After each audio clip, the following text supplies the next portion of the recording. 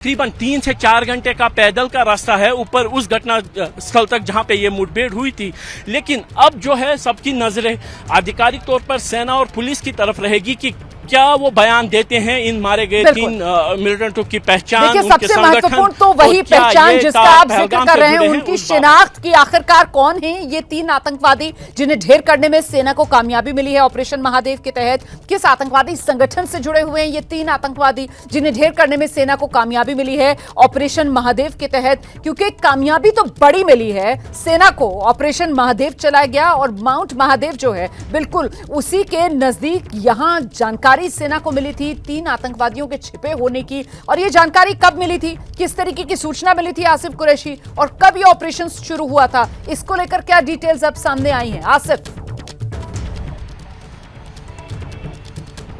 देखिए रोमाना, पहलगाम हमले के बाद से ही जो कि 22 अप्रैल को हुआ था, लगातार देखें तो पूरी कश्मीर घाटी में ही सेना के ऑपरेशंस जारी हैं। लेकिन ये जो स्पेसिफिक ऑपरेशन था ये तकरीबन 48 घंटे पहले शुरू किया गया था, जब सुरक्षा बलों को जानकारी मिली थी कि एक मिलिटेंट्स के ग्रुप को महादेव और पहलगाम यानी मार्सर लेक के बीच वाले इलाके में देखा गया था। उसके बाद यहां पे ड्रोन से नजर रखी गई, थर्मल इमेजिंग कैमरा से नजर रखी गई और साथ ही ह्यूमन इंटेलिजेंस के जरिए जब सुरक्षा बलों को पुख्ता जानकारी मिली कि मिलिटेंट्स का ये ग्रुप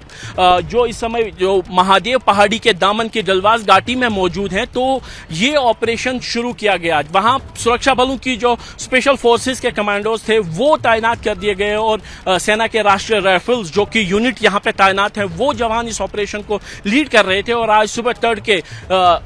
उस मिलिटेंट्स के ग्रुप को घेरे में लिया गया। तकरीबन 12 बजे के आसपास यहां पे गोलीबारी की खबरें आई थी और जिसके बाद ही सेना की तरफ से यह बयान आया है कि 3 मिलिटेंट्स के ग्रुप को सुरक्षा बलों ने घेरे में लेकर उनके खिलाफ ऑपरेशन चलाया है। अब ऑपरेशन अभी भी चल रहा है, इसीलिए ज्यादा स्पष्टता से जानकारी हमारे साथ साझा नहीं की जा रही है। लेकिन इस बात की अब पुष्टि आधिकारिक तौर पर भी ट्विटर पर जो ट्वीट करके सेना की तरफ से दी गई कि 3